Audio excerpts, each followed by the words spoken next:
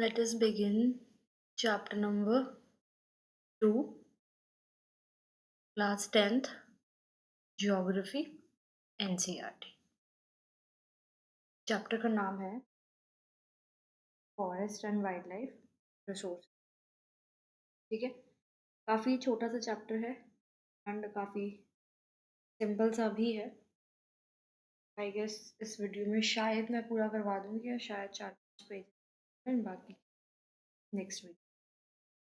ठीक है, सबसे पहले इसमें क्या दे रखा है? आपको एक पैसेज रखा है, एक पोइटिक एक्सप्रेशन दे रखी है of devotion and reverence for Narak, right, जो एक डिवाइन फिगर है, वो is seen as the creator of music. तो इसको यहाँ पे क्या माना गया है? क्रिएटर ऑफ म्यूजिक बोला गया। And life in the world of Lepchas.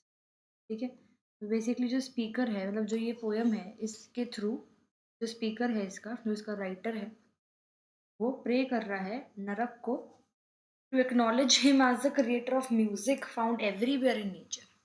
ठीक है, तो ये जो ये है, ये नेचर में हर जगह मिलते हैं, स्प्रिंग्स में, रिवर्स में, माउंटेन्स में, फॉरेस्ट्स में, इंसेक्ट्स में या animals. And they are expressing their desire to dedicate themselves fully to him and to collect the beautiful music of nature as an offering to him. They also want to present the sweet breeze as a gift to show their devotion. Basically, एक heartful tribute है to the harmony and beauty created by this Lord. ठीक है, तो basically ये कहाँ से लिया गया है? Lepcha folk song from the northern part of west Bengal. Important नहीं है, बुक में दे रखा है तो बता रही हूँ, सिंपल सी। ठीक है, तो लेप्चा फोम सॉन्ग्स बेसिकली लेप्चा कम्युनिटी है। ठीक है, they basically originate from Himalayan regions, particularly ये सिक्किम में, वेस्ट बंगाल में, दार्जिलिंग वाले रीजन में, भूटान के कुछ एरियाज में यहाँ पर मिल जाएंगे।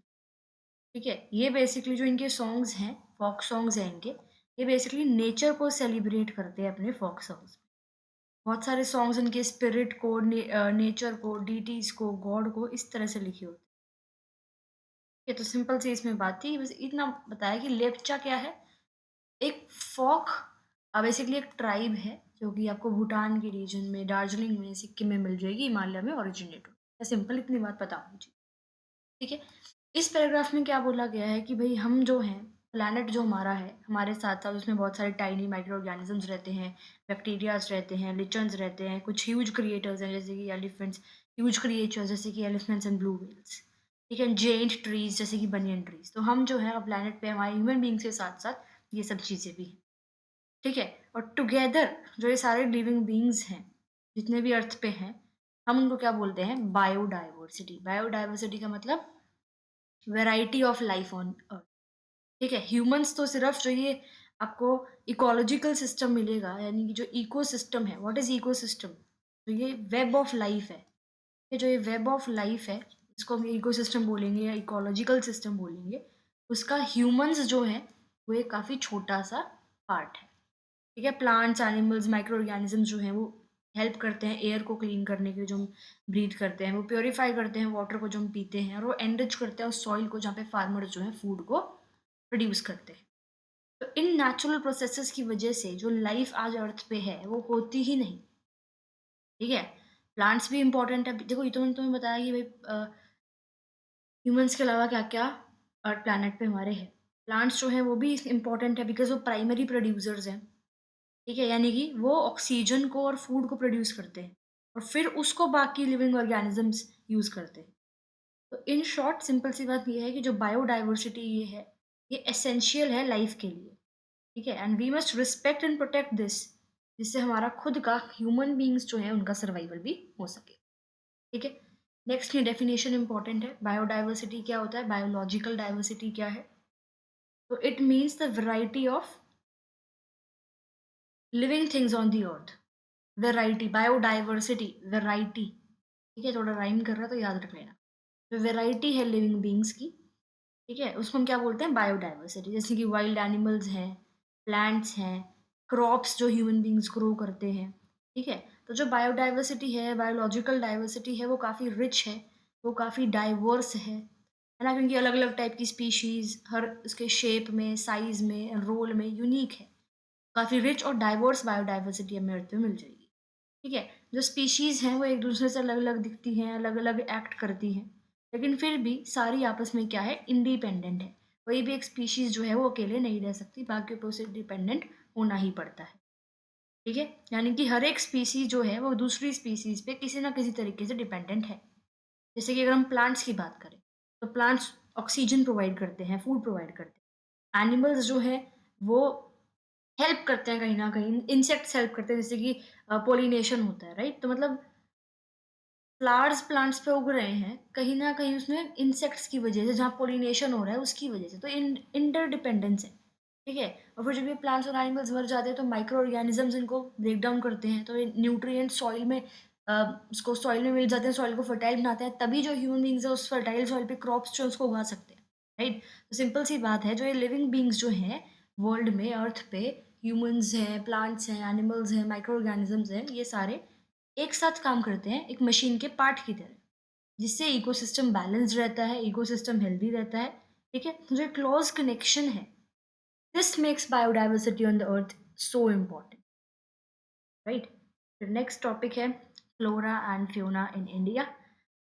तो अगर हमारे आसपास देखते हैं तो हमें बहुत सारे प्लांट्स मिल जाएंगे, बहुत सारे एनिमल्स मिल जाएंगे जो हमारे एरिया में यूनिक है। जैसे कि हम कैक्टस की बात करें तो बेसिकली डेज़र्ट एरियाज़ में वो आपको मिलेगा, हर जगह तो नहीं मिलेगा, राइट? तो हम इंडिया की बेसिकली बात कर रहे हैं। तो अगर हम इंडिया की बात करें, तो इंडिया तो भई बहुत ज़्यादा रिचेस्ट कंट्री है इन टर्म्स ऑफ बायोडायवर्सिटी, ठीक है? अर्थ पे जितनी भी स्पीशीज़ मिलती हैं, उसकी 8% स्पीशीज़ जो हैं, वो इंडिया में होंगी, ठीक है?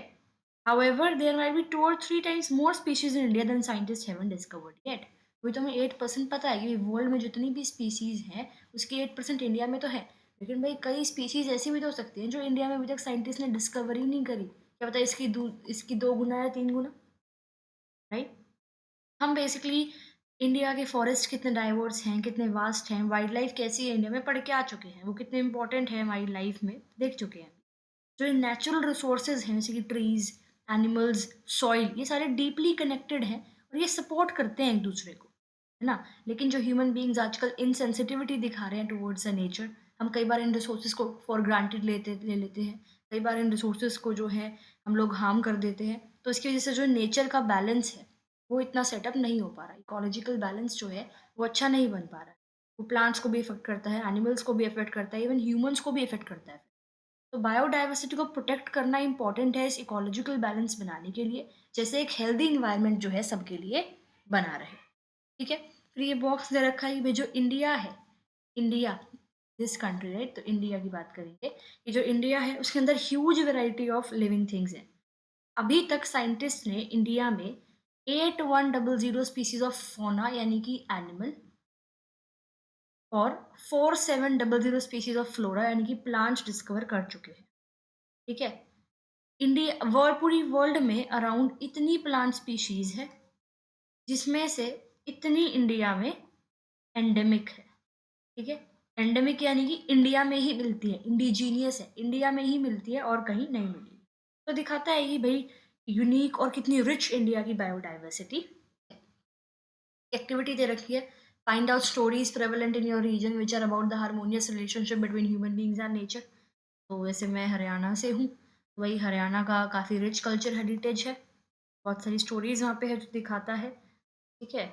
जैसे अगर मैं एक रीजन है पेहोवा, उसकी बात करूँ, तो वहाँ पे एक लेजेंड है, ठीक है? स्टोरी है एक सेक्रेड बनियन ट्री की, कि उसको बहुत सेंचुरी से पूजा जाता है। जो लोकल्स हैं वहाँ पे, वो बिलीव करते हैं कि जो ट्री है ना, वो प्रोटेक्ट करता है गाँव को नेचुरल कैलामिटीज़ से।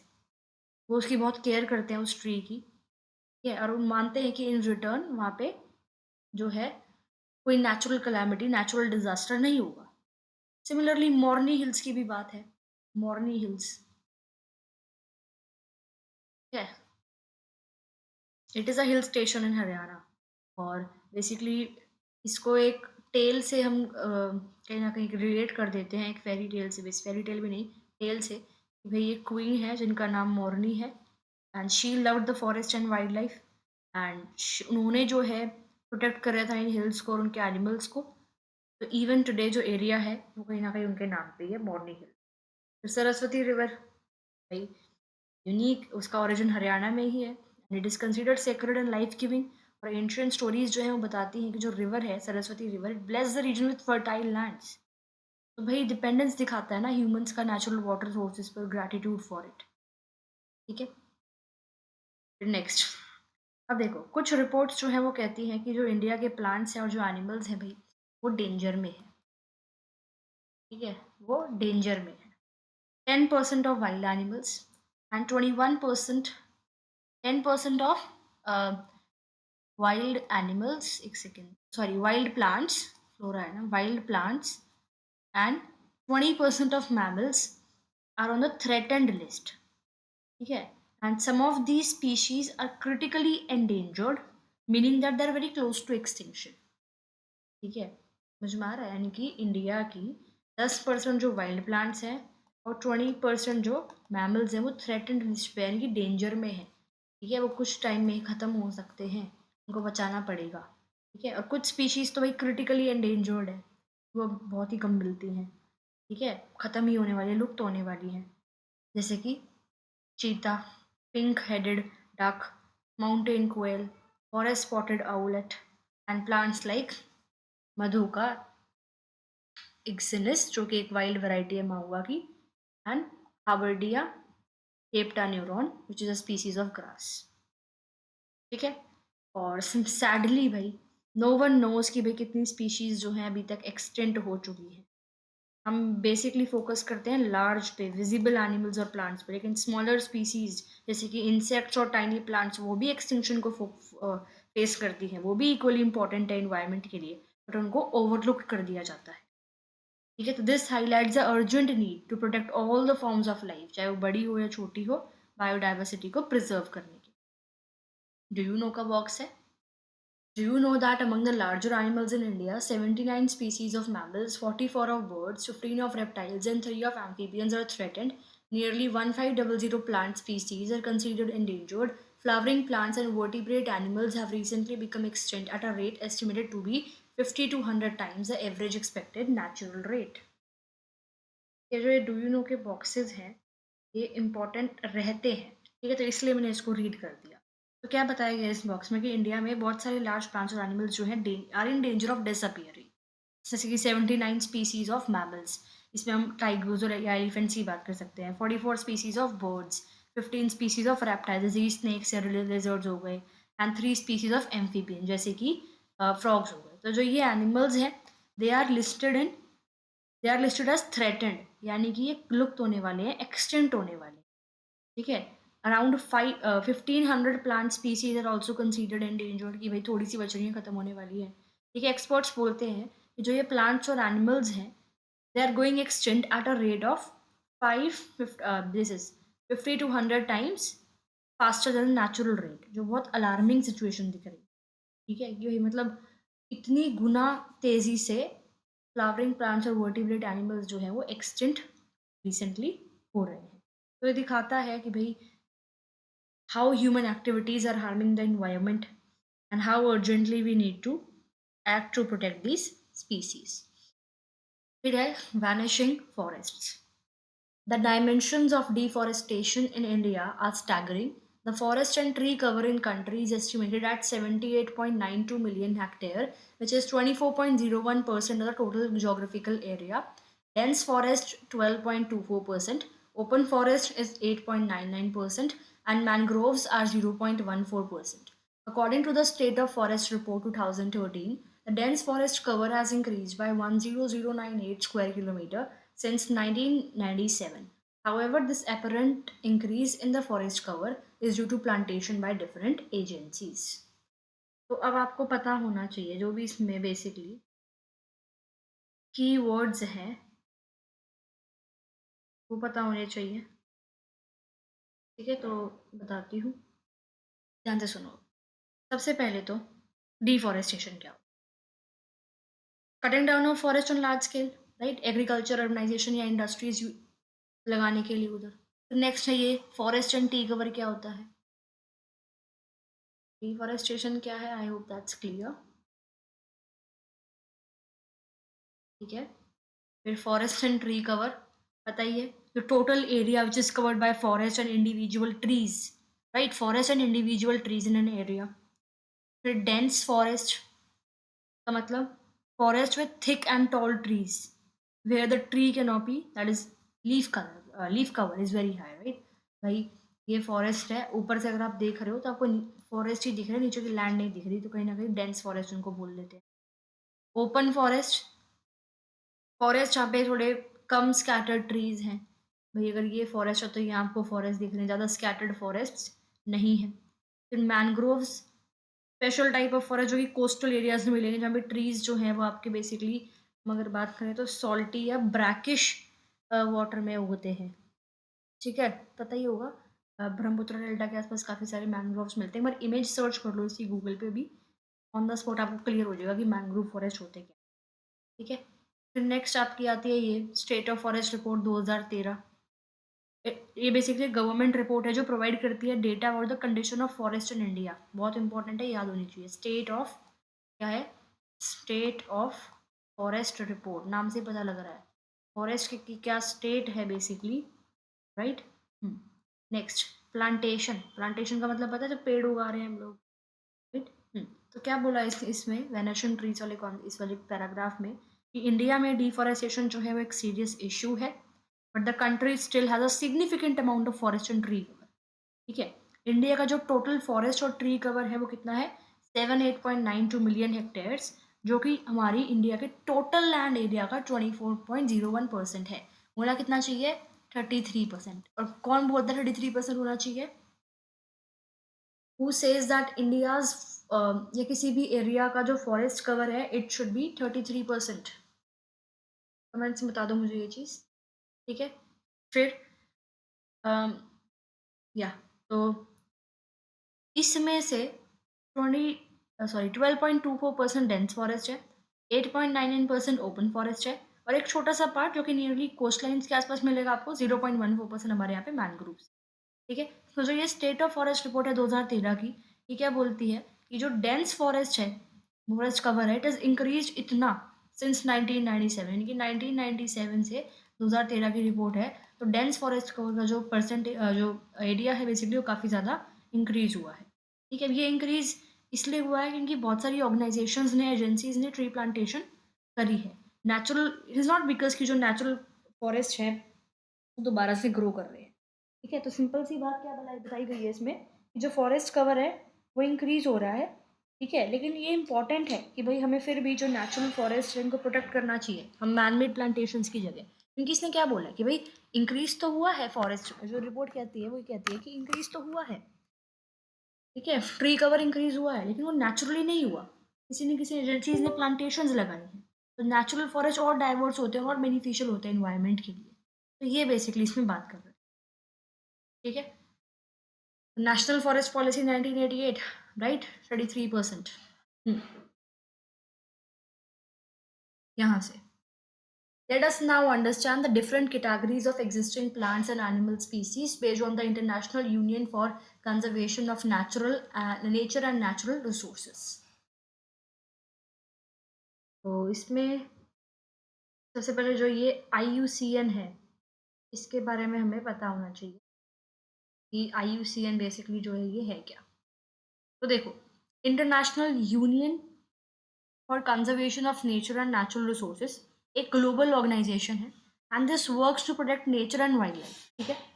IUCN जो है 1948 में इस्टेब्लिश करी हुई थी, और बेसिकली अगर आप न्यूज़पेपर वगैरह देखते हो तो आपको हर जगह दिख जाता होगा IUCN रेड लिस्ट, ठीक है। एक लिस्ट बेसिकली बनाती है ये ऑर्गेनाइजेशन, एक रिपोर्ट कार्ड की तरह होता है प्लांट्स और एनिमल स्पीसीज के लिए। ये IUCN रेड लिस्ट जो है ये हमें बताती है कि भाई कौन सी स्पीसीज जो है सेफ है या एंडेंजर्ड है, और गवर्नमेंट या ऑर्गेनाइजेशंस को बोलती है कि आपको एक्शन लेने चाहिए इनको प्रोटेक्ट करने के लिए, ठीक है। तो categories of plants basically and animals based on IUCN ये बता देती हूँ। जैसे ये एक्सटेंट लिखती है भाई, कुछ जो स्पीसीज हैं जो अभी कहीं नहीं मिलती वर्ल्ड में वो एक्सटेंट, जैसे कि एग्जाम्पल क्या हो गया, एग्जाम्पल हो गया डोडो बर्ड, ये एक्स्ट्रा बता रही हूँ, 10th के सिलेबस में नहीं है, स्किप कर सकते हो, ठीक है। फिर नेक्स्ट हो गया एक्सटेंट इन द वाइल्ड, मतलब categories of plants and animals based on IUCN बता रही हूँ, ठीक है।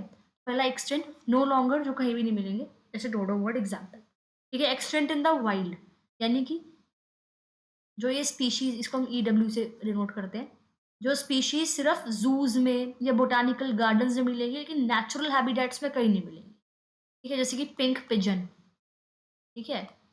फिर आता है क्रिटिकली एंडेंजर्ड स्पीसीज, जो बहुत ही सून, हाई रिस्क है कि वो एक्सटेंट हो जाएंगे, एग्जाम्पल घड़ियाल, इंडियन क्रोकोडाइल। फिर है एंडेंजर्ड स्पीशीज, जो species that face a high risk of extension in near future, जैसे कि हम बात करते हैं बंगाल टाइगर की। फिर आता है वल्नरेबल कैटेगरी, ठीक है। अ, तो critically endangered and then endangered, and fifth comes is vulnerable category. तो ये स्पीशीज वो है that are at the risk of becoming endangered अगर इनको प्रोटेक्ट करने के लिए कोई भी एक्शन नहीं लिया गया, एग्जाम्पल इंडियन एलिफेंट, ठीक है। फिर है नियर थ्रेटेंड, यानी कि जो स्पीशीज जो करंटली एंडेंजर्ड नहीं है बट नियर फ्यूचर में हो सकती हैं, तो स्नो लेपर्ड, ठीक है। सेवंथ है लीस्ट कंसर्न स्पीसीज, कि भाई वाइड स्प्रेड है, बहुत सारी है, जैसे कि हाउस स्पैरो, कोई चिंता करने वाली बात, इनकी पॉपुलेशन की वाली बात नहीं है। एट्थ हम बोलते थे लीस्ट, एक second, nearly threatened, least concern, ठीक है। एट्थ है DD, that is data deficient, information नहीं है इतनी। फिर नेक्स्ट है नॉट इवेल्युएटेड, कि भाई अभी जो ये स्पीसीज एग्जिस्ट करती है बट हमने अभी इवेल्युएट नहीं करा है, ठीक है। तो ये 8 स्पीसीज हैं। पहली एक्सटेंट, जो कहीं भी नहीं मिलेगी। नेक्स्ट इज एक्सटेंट वाइल्ड, यानी कि सिर्फ जूज में या बोटानिकल गार्डन में मिल जाएगी। Critically endangered, then is endangered, vulnerable category, near threatened, least concern, data deficient and not evaluated. IUCN red list जो है इंपॉर्टेंट है, क्योंकि हेल्प करती है हमें समझने में कि कौन सी स्पीसीज को अर्जेंट प्रोटेक्शन चाहिए, and it helps us to that we should take steps to conserve wildlife and habitats, and it also helps us to monitor the health of ecosystems and biodiversity lost loss, ठीक है। तो IUCN basically simple terms में देखें तो it helps protect plants, animals and environment by telling us which species are in danger and need help, ठीक है।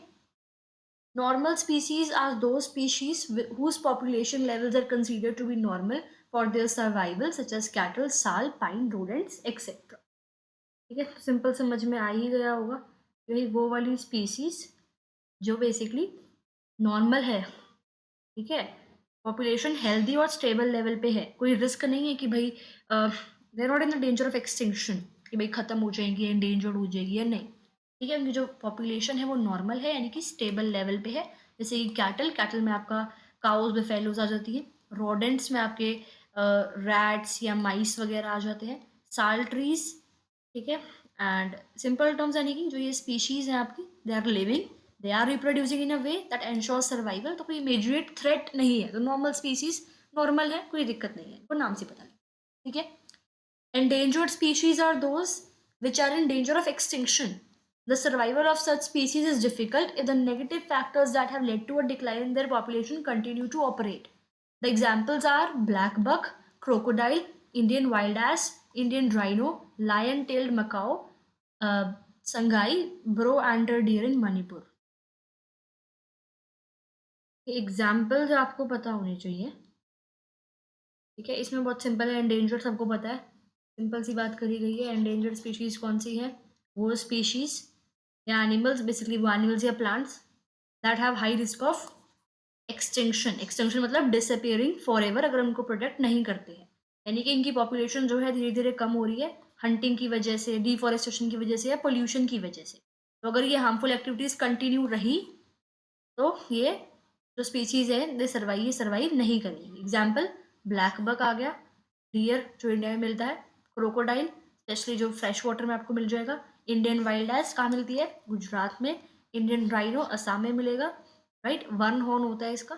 फिर lion tailed macaque, rare monkey है, बेसिकली साउथ इंडिया में मिलता है। संघाई डियर, ये मणिपुर में मिलता है, इसको डांसिंग डियर भी बोलते हैं, ये क्या बोलते हैं, डांसिंग डियर। तो सिंपल वर्ड्स में अगर हम देखें तो एंडेंजर्ड स्पीशीज जो है इनको अर्जेंट प्रोटेक्शन चाहिए, अगर हम एक्ट नहीं करते तो जो एनिमल्स हैं ये फॉर एवर वैनिश हो जाएंगे। Vulnerable species are those whose population has declined to levels from where it is likely to move into the endangered category in the near future if the negative factors continue to operate. Examples are blue sheep, Asiatic elephant, Gangetic dolphin, etc. Again, examples आपको आने चाहिए. तो vulnerable species कौन सी species है? वो plants या animals जिनकी population जो है श्रिंक हो रही है. और अगर इनकी पॉपुलेशन श्रिंक होती गई, ठीक है, तो ये भी सून एंडेंजर्ड कैटेगरी में आ जाएंगे. ठीक है. अब वल्नरेबल क्यों है ये? क्योंकि भाई हैबिटेट लॉस हो रहा है इन स्पीशीज का, हंटिंग की वजह से, पोल्यूशन की वजह से इनका नंबर कम हो रहा है. अगर एक्शन नहीं लेते तो ये एंडेंजर्ड स्पीशीज में आ जाएगी. Example blue sheep, Himalaya region में मिलती है ये. एशियाटिक एलिफेंट, इंडिया या साउथ ईस्ट एशिया के आपको ये कहाँ मिल जाएगा? फॉरेस्ट में. एंड गैंगेटिक डॉल्फिन जो गंगा ब्रह्मपुत्र नदियों में मिल जाती है. तो यानी कि वल्नरेबल स्पीशीज अभी एंडेंजर्ड नहीं है, बट अगर इनकी पॉपुलेशन कम होती गई और हम इनको प्रोटेक्ट नहीं कर रहे तो ये सून एंडेंजर्ड की कैटेगरी में आ जाएंगी. ठीक है. Rare species are those that have small population. They may move into endangered or vulnerable category if the negative factors affecting them continue to operate. Examples are Himalayan brown deer, wild Asiatic buffalo, desert fox and hornbill. तो ये तो बहुत ही simple है. ठीक है. Vulnerable कौन सी थी? जो भी एंडेंजर्ड नहीं है बट सून एंडेंजर्ड में आ जाएंगी. रेयर कौन सी है? रेयर स्पीसीज वो प्लांट्स या एनिमल्स जिनकी पॉपुलेशन बहुत कम है, ये एंडेंजर्ड नहीं है और ना ही ये वल्नरेबल है. लेकिन अगर हार्मफुल एक्टिविटीज जैसे कि हैबिटेट डिस्ट्रक्शन या हंटिंग कंटिन्यू होती गई तो ये भी या तो वल्नरेबल की या एंडेंजर्ड कैटेगरी में आ जाएंगी. ठीक है. इनको रेयर क्यों बोलते हैं? क्योंकि कुछ स्पेसिफिक एरियाज में मिलती है, हर जगह नहीं मिलेंगी. पॉपुलेशन की जो है नेचुरली कम है. ठीक है. तो नेचुरली ही इनकी पॉपुलेशन कम है, लेकिन और भी कम हो रही है because of human activities. Examples Himalayan brown bear, Himalayan region में मिलेगा, नाम से पता लग रहा है. वाइल्ड एशियाटिक बफेलो, इंडिया में मिल जाएगी, जैसे इंडिया में असम में आपको मिलेंगी ये. डेजर्ट फॉक्स, डेजर्ट से मिल जाएगा, commonly it is not seen. Hornbill, it is very large bird with unique beak. चोच इससे काफी यूनिक है, नेट पे चेक करना. ठीक है. तो इनकी रेयर स्पीसीज जो है they are like treasures of nature, right? If we don't protect them, they could slowly disappear.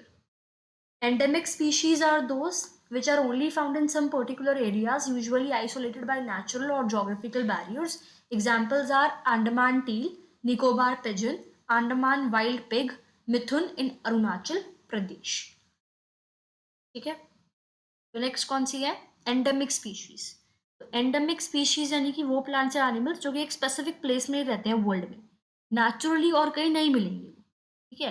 और क्यों एक ही जगह क्यों रहते हैं? बिकॉज दे आर आइसोलेटेड, या तो नेचुरल बैरियर से जैसे कि माउंटेन्स, ओशंस या forest, right? That is geographical या नेचुरल, एक ही बात है. ये स्पेशल क्यों है? बिकॉज ये एक रीजन में यूनिक है और ये उसी इन्वायरमेंट में रह सकते हैं. ठीक है. उनका इनका वही जितने एरिया में रहते हैं उसी हैबिटेट को अगर डिस्ट्रॉय कर दिया तो ये भी एंडेंजर्ड या एक्सटेंट बन जाएंगे, क्योंकि ये और जगह तो नहीं रह सकते ना, इसलिए तो इनको एंडेमिक बोलते हैं कि वर्ल्ड के किसी स्पेसिफिक रीजन में आपको मिलेंगे. एग्जाम्पल्स अंडमान टील, बेसिकली एक टाइप ऑफ डक है ये. ठीक है. Nicobar pigeon, it is a colourful pigeon found in Nicobar islands. Andaman wild pig, it is only found in Andaman islands. And mithun, it is a type of domesticated animal found in Arunachal Pradesh. तो endemic species are nature's special creation जो कि एक ही reason में रहते हैं. So protecting their habitat is the only way to save them. Extant species are species which are not found after searchers of known or likely areas where they may occur. A species may be extant from a local area, region, country, continent or the entire earth. Examples are Asiatic cheetah and pink-head duck. Okay, extant यानी कि अब तो वो है ही नहीं. ठीक है. तो एक्सटेंट स्पीशीज वो प्लांट्स या एनिमल्स हैं जो अब वो कहीं मिल ही नहीं सकते. इवन अगर आप उसको सर्च कर लो जहाँ पे वो रहते थे, जहाँ पे ये एनिमल्स रहते थे, एनिमल्स या प्लांट जो स्पीशीज है जहाँ वो रहती थी, अगर आप उस एरियाज को भी सर्च कर रहे हो और अब ये वहाँ भी नहीं मिल रही हैं, ठीक है, तो उनको क्या बोलेंगे? Extent species. ठीक है. तो भाई टाइप्स ऑफ एक्सटिंक्शन यहाँ दे दी. ये अगर इस लाइन में हमें टाइप ऑफ एक्सटिंक्शन दे दी, पहली कौन सी है? लोकल एक्सटिंक्शन, यानी कि किसी स्पेसिफिक एरिया में, किसी लोकल एरिया या लोकल रीजन में या लोकल कंट्री में या लोकल किसी एक कॉन्टिनेंट में, तो लोकल एक्सटिंक्शन. यहाँ से अगर वो स्पीसीज एक्सटिंक्ट हो गई, ग्लोबल यानी कि पूरी वर्ल्ड से ही खत्म है. ठीक है. तो टाइप्स ऑफ एक्सटिंक्शन दो है, local extinction and global extinction. Local किसी एक पर्टिकुलर एरिया में, पर्टिकुलर कंट्री में, पर्टिकुलर कॉन्टिनेंट से अगर कुछ स्पीसीज एक्सटिंक्ट है तो लोकल एक्सटिंक्शन हुई. राइट। लेकिन अगर पूरी की पूरी वर्ल्ड से ही गायब है, पूरी की पूरी वर्ल्ड से ही एक्सटेंट है, तो ग्लोबल एक्सटिंक्शन। एक्सटेंट स्पीशीज की एग्जाम्पल एशियाटिक चीता, इंडिया में मिलता था एक समय पर।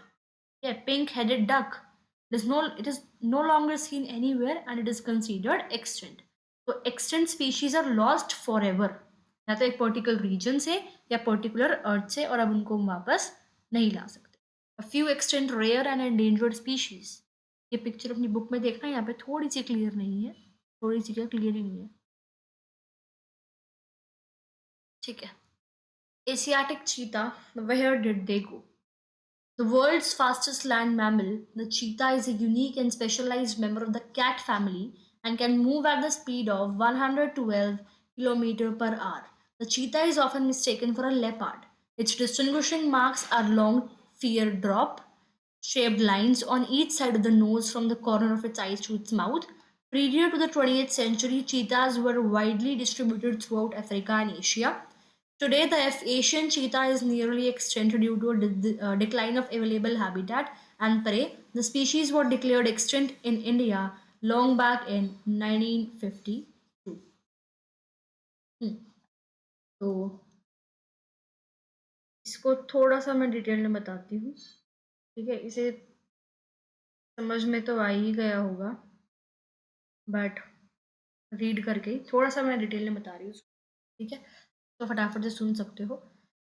चीता की अगर हम बात करें, साइंटिफिक नेम ये दे रखा है उसका, एसिनोनियक्स जुबांटुस, द साइंटिफिक नेम ऑफ चीता। फास्टेस्ट लैंड मैमल है ये, लैंड मैमल, ठीक है। और स्पीड अगर हम इसकी देखें तो 112 किलोमीटर प्रति घंटा, ठीक है। And it is a specialised member of the cat family. Unique features है जिसकी वजह से इसकी इतनी ज़्यादा स्पीड है, ठीक है। चीतास के बेसिकली ब्लैक टीयर मार्क्स होते हैं that run from corner of their eyes to corners of their mouth. ये आईज है, ये माउथ है, तो ये इस तरह से क्या होते हैं, ब्लैक टीयर ड्रॉप्स होते हैं। गूगल पे सर्च करना अभी के अभी, चीता और लेपर्ड, मैं ही करवा देती हूँ, देखो।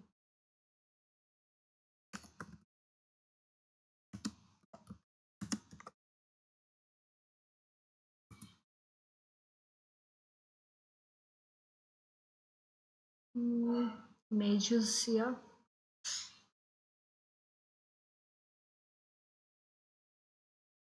Can you see the difference? Tear marks.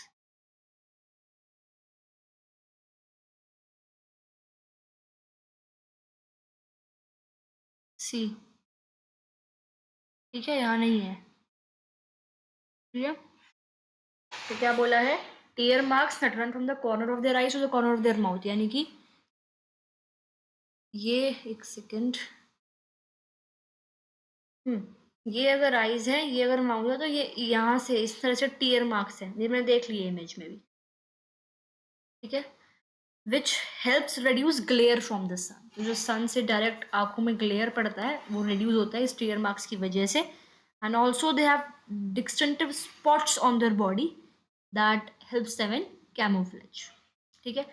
Body shape की बात करें तो चीताज जो है they are built for speed the long and lean body, large nasal passages for better oxygen intake, और फ्लेक्सिबल स्पाइन उनकी होती है that allows them to stretch their legs further when running, ठीक है। चीतास जो है once they were found throughout of Africa and Asia, open grasslands में रहते थे, सवानाज में रहते थे, वेयर दे कुड हंट, और हाई स्पीड्स में they could run. Current status देखे तो एशियन चीता जो है वो है कुछ प्लेस में, जैसे कि ईरान में है, लेकिन नियरली एक्सटेंट है हंटिंग की वजह से, ह्यूमन वाइल्ड लाइफ कॉन्फ्लिक्ट की वजह से। और इंडिया की अगर बात करें तो चीता को इंडिया में ही एक्सटेंट डिक्लेयर कर दिया गया था 1952 में, ठीक है। चीताज इंडिया में एक्सटेंट क्यों हो गए थे, हंटिंग की वजह से, डिक्लाइन ऑफ प्रे। भाई जब फॉरेस्ट है वहाँ चीता को कुछ कोई प्रे ही नहीं मिल रहा है खाने को, तो they will die, right, even loss of habitat.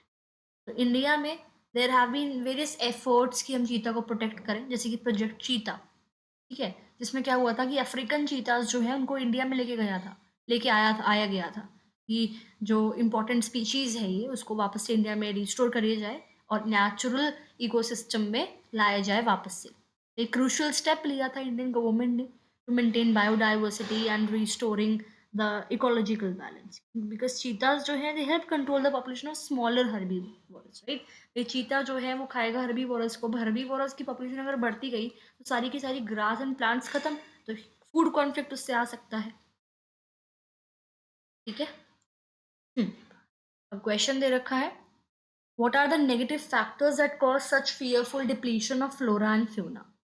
तो अभी मैंने काफ़ी बता ही दिया है, हंटिंग हो गई, ठीक है, एंड हैबिटेट डिस्ट्रक्शन है, भाई फॉरेस्ट को काट रहे हैं हम एग्रीकल्चर ऑर्गेनाइजेशन के लिए, क्लाइमेट चेंज की वजह से हो रहा है, ओवर एक्सप्लॉइटेशन हो रहा है, ओवर हंटिंग, ओवर पोचिंग वगैरह, over fishing, illegal wild life trade, ठीक है, separation of habitats, pollution, agriculture की वजह से ह्यूमन वाइल्ड लाइफ कॉन्फ्लिक्ट हो गया, जेनेटिक फैक्टर्स भी हैं फिर कुछ, तो lack of awareness among people कि हमें इन एनिमल्स को बचाना चाहिए, एंड कंजर्वेशन एफर्ट्स जो हैं उनमें भी लैक है।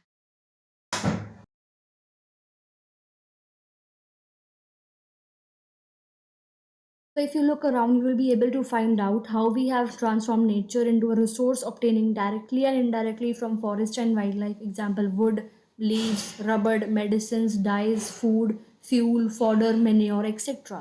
So it is we ourselves who have depleted our forest and wildlife.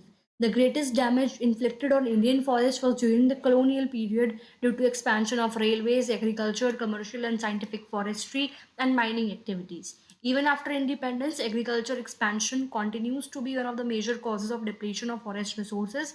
Between 1951 and 1980, according to the Forest Survey of India, over 26,200 square kilometers of forest area was converted into agricultural land all over India.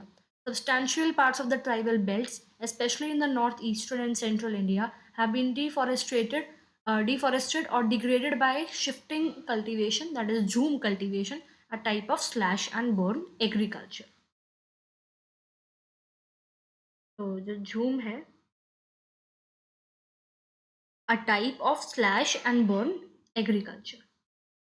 देखिए इस आवाज़ में तो कोई दिक्कत नहीं होगी, इसमें शो हो रहा है कि mike, okay, me check, okay it's clear, okay. So see, humans जो है they have change nature for their benefit. Forest and wild life से हम लोग काफ़ी सारे रिसोर्सेज को डायरेक्टली या इनडायरेक्टली यूज़ कर रहे हैं। एग्जाम्पल्स, हम लीव्स को यूज़ कर रहे हैं, वुड को, रबड़ को, medicine, dyes, food, fuel from nature, ये सब हमें नेचर से ही मिल रहा है, ठीक है। इवन जो डिफॉरेस्टेशन हो रहा है यानी कटिंग डाउन ऑफ फॉरेस्ट और लॉस ऑफ वाइल्ड लाइफ जो हो रहा है, it is only happening due to human activities, right. And greatest damage to forest जो इंडिया में हुआ था, it was during the colonial period. उस टाइम पे जब railways, agriculture, scientific forestry, mining, इसकी वजह से फॉरेस्ट का लार्ज स्केल डिस्ट्रक्शन हुआ था। इवन इंडिया इंडिपेंडेंट हो गया तो एग्रीकल्चर का जो एक्सपेंशन ऑफ एग्रीकल्चर जो है वो ऑब्वियसली हुआ है, तो उसकी वजह से और फॉरेस्ट को खाली करा गया, तो it caused the loss of forest resources.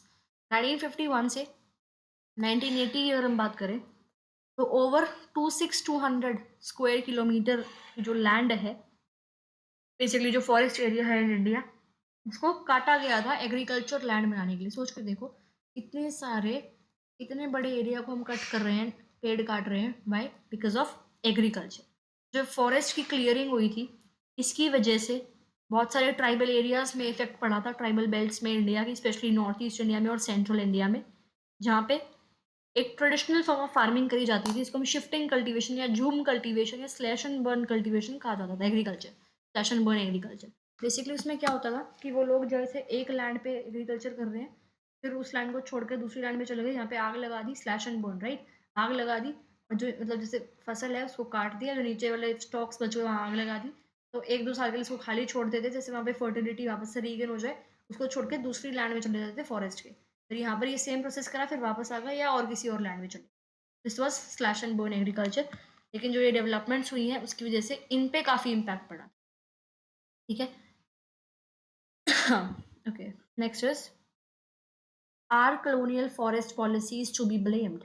Some of our environmental activists say that the promotion of a few favored species in many parts of India has been carried through the ironically termed enrichment plantation, in which a single commercially valuable species was extensively planted and other species eliminated. For instance, teak monoculture, right? Has damaged the natural forest in South India, and cheer pine plantations in the Himalayas have replaced the Himalayan oak. ठीक है, OAK, right? And rhododendron forests. तो जो box है इतना तो important नहीं है, but ठीक है। तो colonial forest policies obviously blame करते हैं हम लोग, भाई इंडिया के फॉरेस्ट जो है उसकी वजह से डैमेज हुए हैं। कुछ इन्वायरमेंटल एक्टिविस्ट जो हैं बोलते हैं कि जो पॉलिसीज़ है इसकी वजह से सिर्फ कुछ ना कुछ ट्री स्पीशीज़ जो है वो प्रमोट हुई थी, कमर्शियल यूज़ के लिए उनको प्रमोट करा गया था, और जो बाकी स्पीशीज़ हैं उनको बिल्कुल ही नेग्लेक्ट कर दिया गया था। ठीक है, तो जो ये प्रैक्टिस है इसको बोलते हैं एनरिचमेंट प्लांटेशन। तो ये डेफिनेशन थोड़ी देख लेना। एनरिचमेंट प्लांटेशन का मतलब क्या है? एक सिंगल वैल्यूएबल ट्री स्पीशीज को प्लांट करा जा रहा है एक्सटेंसिवली, बाकियों को नज़रअंदाज कर कर। एग्जाम्पल, साउथ इंडिया में, ठीक है, टीक ट्रीज जो हैं, टीक ट्रीज, उनको लार्ज नंबर में प्लांट करा जा रहा था, और जो बाकी नेचुरल स्पीसीज हैं उनको प्लांट नहीं करा जा रहा था। ठीक है, सिमिलरली हिमालयाज में जो चीर पाइन ट्रीज हैं उनको प्लांट करा जा रहा था, और जो हिमालयन ओक है या रोडोडेंड्रन फॉरेस्ट है उनको प्लांट नहीं करा जा रहा था। तो जो ये प्लांटेशन है इसकी वजह से नेचुरल बैलेंस जो इकोसिस्टम का था वो हार्म हुआ, क्योंकि हम जब एक ही स्पीशीज को प्लांट करे जा रहे हैं तो एंटायर फॉरेस्ट जो है वो डिस्टर्ब हो रहा है। इससे बायोडाइवर्सिटी रिड्यूस हो रही है, प्लांट्स और animals that depend on variety of species, उसमें फ़र्क हो रहा है। तो जो ये कॉलोनियल फॉरेस्ट पॉलिसीज हैं which focus on commercial gain from a few species, इसका ऑब्वियसली इन्वायरमेंट पे कैसा इम्पैक्ट था? नेगेटिव इम्पैक्ट था। ठीक है, आगे देखते हैं।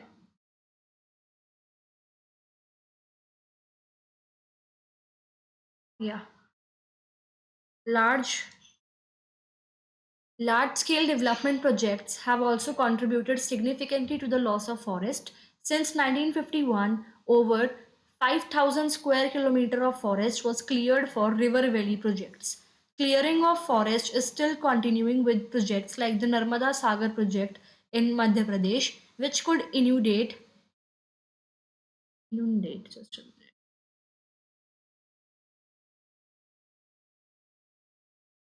40,000 hectares of forest. Mining is another important factor behind deforestation. The Buksa Tiger Reserve in West Bengal is seriously threatened by the ongoing dolomite mining. It has disturbed the natural habitat of many species and blocked the migration route of several others, including the great Indian elephant.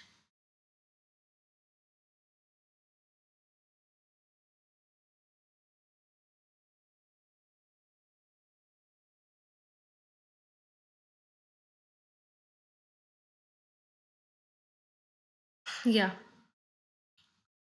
तो large scale development projects जो constructions होती है, industrial projects होते हैं जैसे कि dams, ठीक है, और फैक्ट्रीज या रोड्स जिसमें लॉट ऑफ लैंड और लॉट ऑफ रिसोर्सेज लगते हैं, तो वो है लार्ज स्केल डेवलपमेंट प्रोजेक्ट्स जिससे इन्वायरमेंटल डैमेज होती है।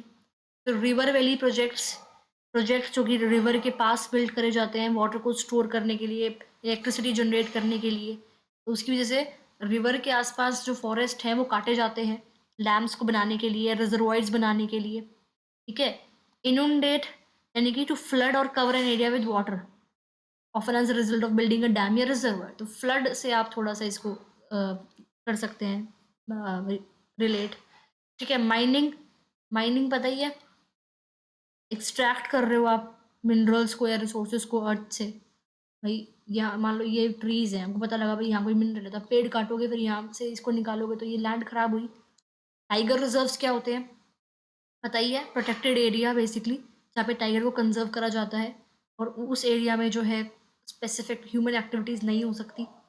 डोलोमाइट माइनिंग, डोलोमाइट एक टाइप ऑफ रॉक है जो कि कंस्ट्रक्शन इंडस्ट्री में यूज़ होता है। ठीक है, माइनिंग पता ही है आपको। हैबिटेट पता ही है क्या होता है हैबिटेट? बेसिकली नेचुरल इन्वायरमेंट जो एक प्लांट या एनिमल के लिए होता है। Then you know about migration route, जो एनिमल्स जैसे कि एलिफेंट्स हैं, जब वो एक जगह से दूसरी जगह जाते हैं वाटर या फूड की सर्च में, माइग्रेशन रूट, राइट, एक जगह से दूसरी जगह माइग्रेट करें जिस रूट से। तो इसमें क्या बताया गया है बेसिकली, जो लार्ज स्केल डेवलपमेंट प्रोजेक्ट्स हैं, डैम्स बनाना, फैक्ट्रीज बनानी, रोड्स बनानी, इससे लॉट ऑफ डैमेज क्रिएट हुआ है फॉरेस्ट को। 1951 से over 5000 square kilometres of forest जो उनको क्लियर कर दिया गया है सिर्फ डैम्स वगैरह, रिवर वैली प्रोजेक्ट्स लगाने के लिए। ठीक है, इसका एग्जाम्पल है क्या, नर्मदा सागर प्रोजेक्ट मध्य प्रदेश में। ठीक है, which could flood 40,000 hectares of forest land. ठीक है, अब माइनिंग की अगर हम बात करें तो वो दूसरा कॉज है डिफॉरेस्टेशन के लिए। एग्जाम्पल बुक्सा टाइगर रिजर्व जो वेस्ट बंगाल में है, एक प्रोटेक्टेड एरिया है टाइगर्स के लिए, is being threatened bye dolomite mining. ठीक है, तो जो माइनिंग है इसकी वजह से नेचुरल हैबिटेट डैमेज हो चुका है बहुत स्पीसीज का। ऑल्सो जो माइग्रेशन रूट है एनिमल्स के वो ब्लॉक हो गए, कि भाई मान लो ये फॉरेस्ट है, ठीक है, एक एनिमल यहाँ से यहाँ जाता था, ठीक है, यहाँ बीच में रोड या कुछ रेलवे बना दिया कुछ, तो काफ़ी दिक्कत हो गई ना उसकी वजह से, इंटरप्ट हो गया, वो ब्लॉक हो गया वो रूट। जो लार्ज प्रोजेक्ट्स हैं, डैम या माइनिंग एक्टिविटीज़ हैं, वो फॉरेस्ट को और वाइल्ड लाइफ को हार्म कर रहे हैं, जिसकी वजह से it is harder for animals to live and migrate. Many foresters and environmentalists hold the view that the greatest degrading factors behind the depletion of forest resources are grazing and fuel wood collection. Though there may be some substance in their argument, yet the fact remains that a substantial part of the fuel fodder demand is met by lopping rather than by felling entire trees. The forest ecosystems are repositories of some of the country's most valuable forest products, minerals, and other resources that meet the demands of the rapidly expanding industrial urban economy. These protected areas thus mean different things to different people, and therein lies the fertile ground for conflicts. Okay, बहुत ही easy है, पढ़ते ही समझ में आ गया होगा। ध्यान से ना वर्ड टू वर्ड पढ़नी होती है एनसीईआरटी, हम ध्यान से सुनना होता है। 10th में तो मेरे एसएसटी में 99 थे आउट ऑफ 100, और 12th में मेरे पास हिस्ट्री और पॉलिटिकल साइंस थी, दोनों में मेरे 100 ऑन 100। ठीक है, तो यही है कि आपको लाइन टू लाइन एक एक वर्ड का मतलब पता होना चाहिए, एक एक वर्ड का। ठीक है, जैसे यहाँ इसकी अगर हम बात करें, तो इसकी अगर हम बात कर रहे हैं तो यहाँ पे ग्रेजिंग की बात करी गई है। ग्रेजिंग क्या होता है, जब काउज या शीप या गोट जैसे जो एनिमल्स हैं वो ग्रास पे या फॉरेस्ट में प्लांट्स पे फीड करते हैं। ठीक है, अगर एनिमल्स एक लैंड पे सारी ग्रास खा गए तो काफ़ी ज़्यादा डिस्ट्रॉय हो जाती है कई बार वो लैंड। ठीक है, फिर फ्यूल वुड कलेक्शन की बात करी हुई, क्या होता है, फॉरेस्ट से जब आप वुड को कलेक्ट कर रहे हो, वुड को आप हीट जलाने, कुकिंग के लिए या हीटिंग के लिए यूज़ करते हो, तो उसके लिए कलेक्ट कर रहे हो। तो इससे आप पेड़ काटोगे वुड कलेक्ट करने के लिए, तो फॉरेस्ट में डैमेज हुआ नहीं, या नहीं हुआ, बिल्कुल हुआ। लॉपिंग क्या होता है, process of cutting branches of या parts of tree for firewood, पूरा ट्री काटने की जगह लॉपिंग हो रहा है। ठीक है, तो ये स्टिल हार्म करता है ट्री को, लॉपिंग जो है वो भी हार्म करता है ट्री को या फॉरेस्ट के इकोसिस्टम को।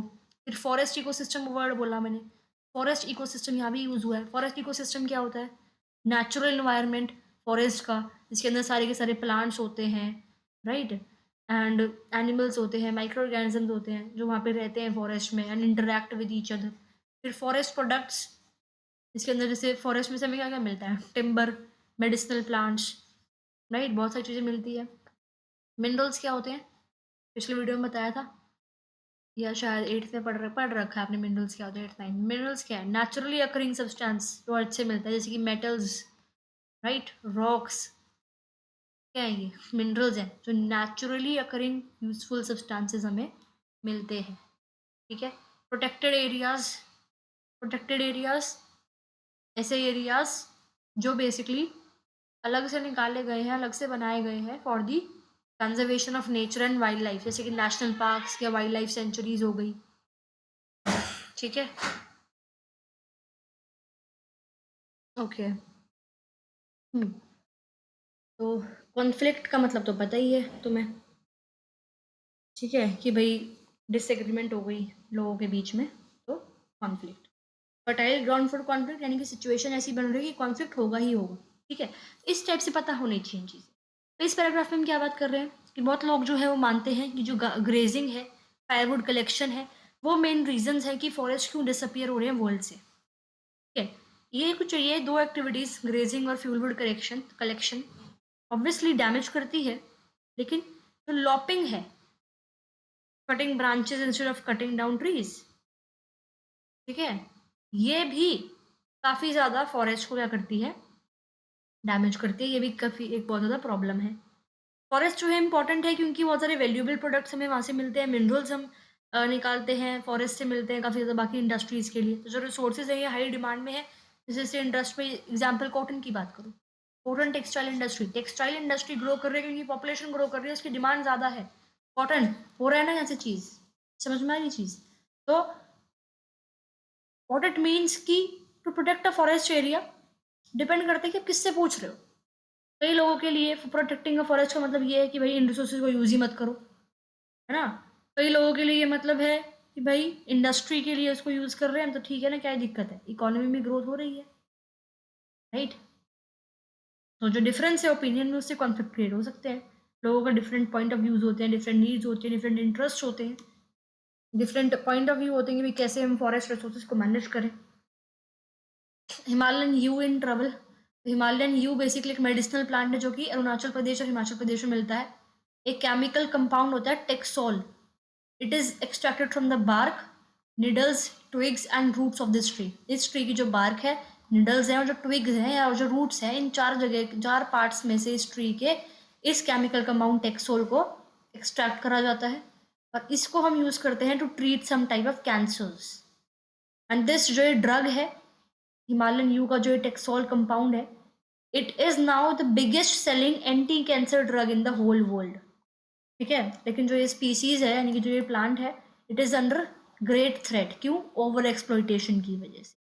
लास्ट 1 डिकेड में यानी कि पिछले 10 साल में 1000 of yew trees have been dried up in various parts of Himachal Pradesh and Arunachal Pradesh. भाई आंसर बताइए आपको किस तरीके की बीमारी है, और उसको जो प्रोटेक्ट करने की जो औषधि आपको मिल रही है वो भी प्रोटेक्टेड नहीं है। ओके, ये picture left litter collected by women walk, tribal women selling minor forest produce, tribal girls using bamboo saplings in nursery at Mukhali near Silent Valley. अच्छा, साइलेंट वैली, देखो इमेज ऐसी दे दी, शायद हम ना पढ़ते, क्वेश्चन बाय चांस अगर आ जाए भाई साइलेंट वैली जो है वो क्या है ना, तो क्या करोगे। तो साइलेंट वैली क्या है? साइलेंट वैली की अगर हम बात करें, साइलेंट वैली एक आपका प्रोटेक्टेड ट्रॉपिकल रेन फॉरेस्ट है। क्या है? रेन फॉरेस्ट है, प्रोटेक्टेड ट्रॉपिकल रेन फॉरेस्ट। कहाँ पर है? Western Ghats of Kerala, India. Kerala के वेस्टर्न घाट्स में जो है आपको ये मिल जाएगा, ठीक है। इंडिया का अगर हम मैप देखें, आपको आना चाहिए भाई मैप तो इस क्लास में जो 10th में हो। This is Kerala, right. तो केरला में मिलेगा आपको ये रिच बायोडाइवर्सिटी है and one of the most important basically rain forest चाहिए। केरला में जो आपका पालाकाड डिस्ट्रिक्ट है वहाँ पे ये मिलेगा। साइलेंट वैली जो है it is home to wide variety of species, जिसमें से कुछ एंडेंजर्ड है। ये लायन टेल मकाओ जो सिर्फ वेस्टर्न घाट से मिल जाएगा वो आपको यहाँ मिल जाता है। बहुत सारी बटरफ्लाईज अलग अलग टाइप की। साइलेंट वैली एक नेशनल पार्क है, ठीक है। 1984 में इसको नेशनल पार्क डिक्लेयर कर दिया गया था। कब? साइलेंट वैली को 1984 में नेशनल पार्क डिक्लेयर कर दिया गया था। इसका एरिया अगर हम देखें तो 89.52 किलोमीटर्स है और जो ये एरिया है ये यूनेस्को बायोस्फीयर रिजर्व भी है, ठीक है। तो साइलेंट वैली जो है, समझ में आया, इसको हम लिविंग म्यूजियम कहते हैं ऑफ ट्रॉपिकल रेन फॉरेस्ट, क्योंकि यहाँ पे जो बायोडाइवर्सिटी है वो ज़्यादा है, ठीक है। तो ये बताता है इमेज कि भाई इमेज बेसिकली काफ़ी ज़्यादा ज़रूरी होती है। कि मुखाली की अगर हम बात करें तो हाँ जी, मुखाली बेसिकली साइलेंट वैली के पास में जगह है। या habitat destruction, hunting, poaching, overexploitation, environmental pollution, poisoning, and forest fires are factors which have led to the decline in India's biodiversity. Other important causes of environmental destruction are unequal access, inequitable consumption of resources, and differential sharing of responsibility for environment well-being. Overpopulation is a third world countries क्या होती है?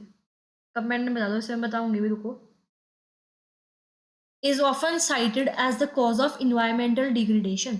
However, an average American consumes 40 times more resources than an average Somalian. Similarly, the richest 5% of Indian society probably cause more ecological damage because of the amount they consume than the poorest 25%. The former shares minimum responsibilities for environmental well-being.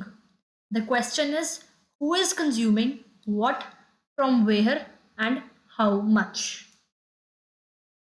सबसे important paragraph है अभी तक का. अगर हम बात करी हुई है इसमें क्या भाई, कॉजेज क्या है, फैक्टर्स कौन कौन से हैं, राइट, इसकी बात करी गई है.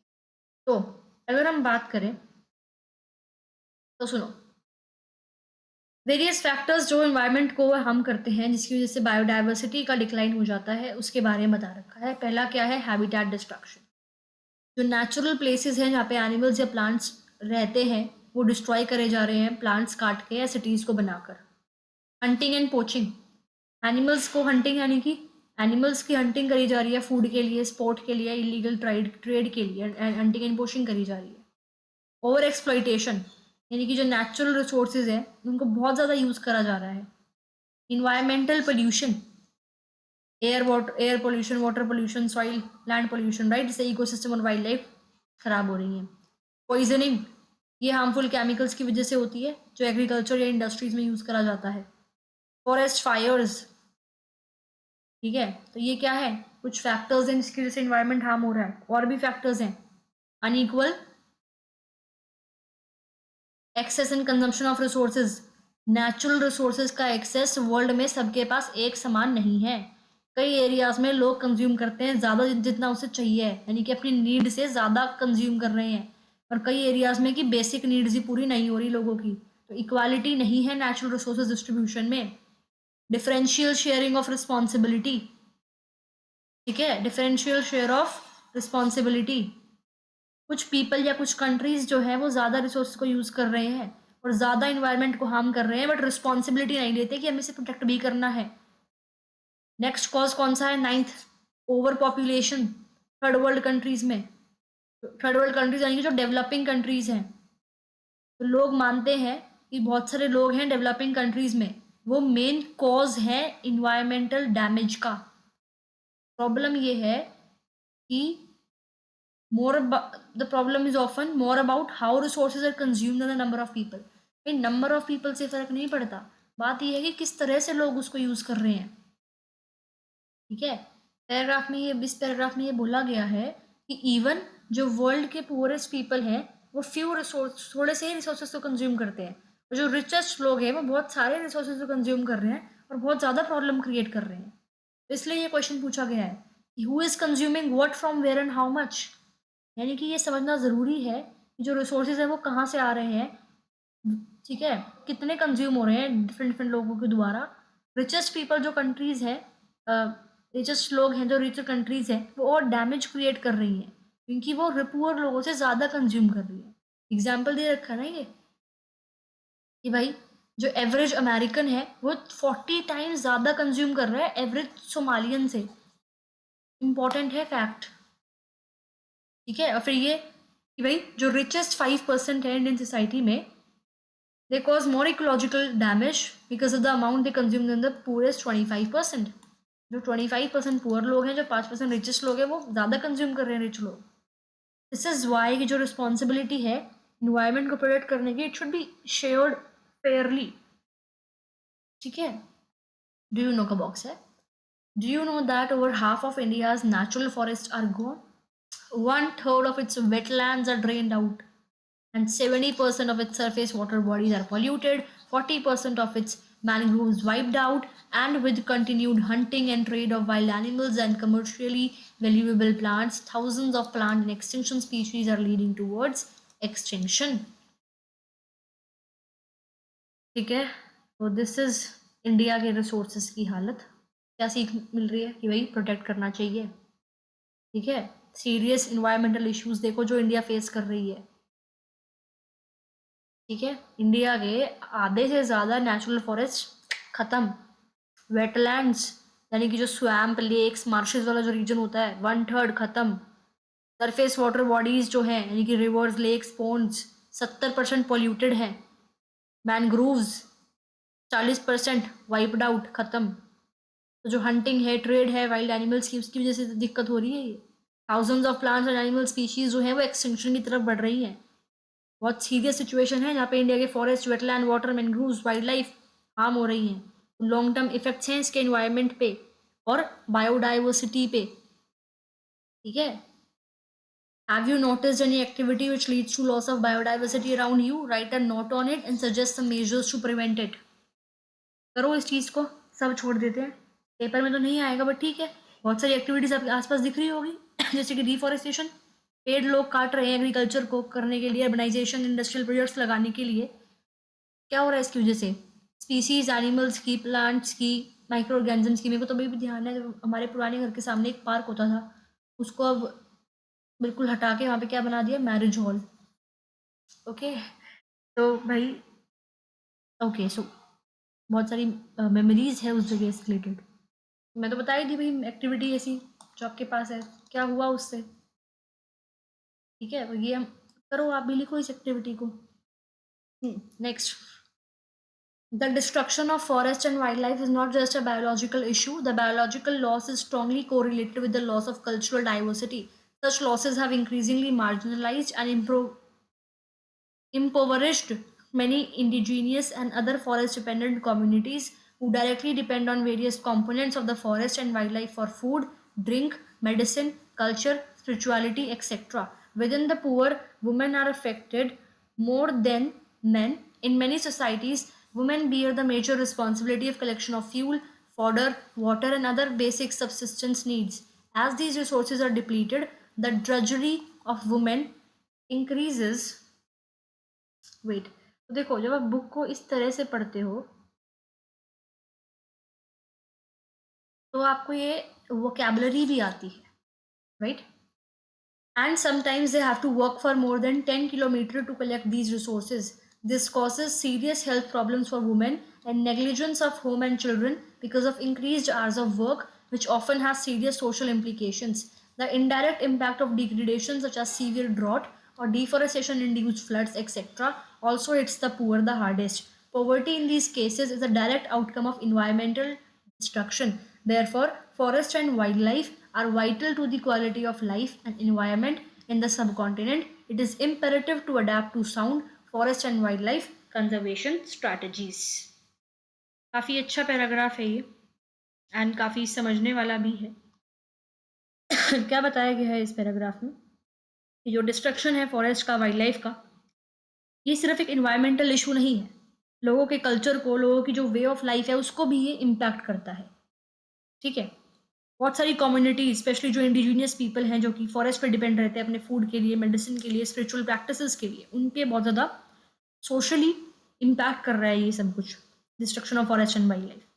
जब फॉरेस्ट डिस्ट्रॉय होते हैं, जो ये लोग हैं इंडिजीनियस लोग जो हैं, इंडस्ट्रियल रिसोर्सेज का लॉस फेस करते हैं क्योंकि इनका काम ही फॉरेस्ट में रहना था।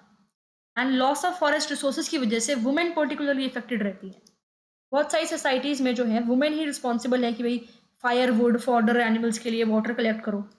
ठीक है, और जब ये रिसोर्सेज जो हैं स्कार्स हैं डिफॉरेस्टेशन की वजह से, तो उसकी वजह से वुमेन को लंबा लंबा रास्ता, कई बार 10 किलोमीटर से ज़्यादा पैदल चलना पड़ता है और पानी कैरी करके पोर्ट्स में, मटकों में लेके आना पड़ता है वापस घर। तो ये एक्स्ट्रा वर्क हो रहा है। क्यों भाई? पहले तो ऐसा होता है भाई पास में पानी मिल जाता होगा, अब जब फॉरेस्ट काट दिया तो बहुत दूर जाना पड़ रहा है। तो उसकी वजह से क्या हो रहा है?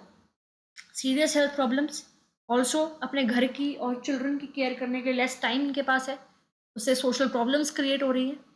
मोर ओवर जो इन्वायरमेंटल डैमेज है जैसे कि सीवियर ड्रॉट या फ्लड जो डिफॉरेस्टेशन की वजह से क्रिएट हो रहे हैं, it hits the poor community hardest, है ना। ये अब जब लोग पुअर हैं, राइट, एंड वो फॉरेस्ट से ही अपनी नीड्स को पूरे कर रहे हैं, फॉरेस्ट को काट दिया, या मान लो वो फॉरेस्ट में ही काम कर रहे हैं, लकड़ी कटाई का, और लकड़ी बेच रहे हैं, और अब फॉरेस्ट को काट दिया तो कहाँ से करेंगे ये सब काम? ठीक है, तो जो पॉवर्टी है वो इन्वायरमेंट की डिस्ट्रक्शन से और ज़्यादा क्या हो गई, वर्सन सिचुएशन में हो जाती है। जो फॉरेस्ट और वाइल्ड लाइफ है वो एसेंशियल है इन्वायरमेंट के लिए भी और लोगों की वेलबींग के लिए भी, स्पेशली उन लोगों के लिए जो फॉरेस्ट पे ही डिपेंडेंट है अपनी डेली नीड्स के लिए। तो आजकल के टाइम में ये नीड ऑफ द आर है कि इट इज़ रियली इंपॉर्टेंट कि हमें बेटर स्ट्रैटेजीज अडॉप्ट करनी चाहिए फॉरेस्ट को सेव करने के लिए, वाइल्ड लाइफ को सेव करने के लिए, ठीक है, क्वालिटी ऑफ लाइफ को प्रोटेक्ट करने के लिए, और जो वल्नरेबल कम्युनिटीज़ हैं उनको भी बेसिकली प्रोटेक्ट करने के लिए, ठीक है। आई गेस बाकी थोड़ा सा ही रहता है, ज़्यादा तो नहीं रहता, बट ठीक है, नेक्स्ट वीडियो में कराती हूँ मैं। तो दिस वॉज इनफ।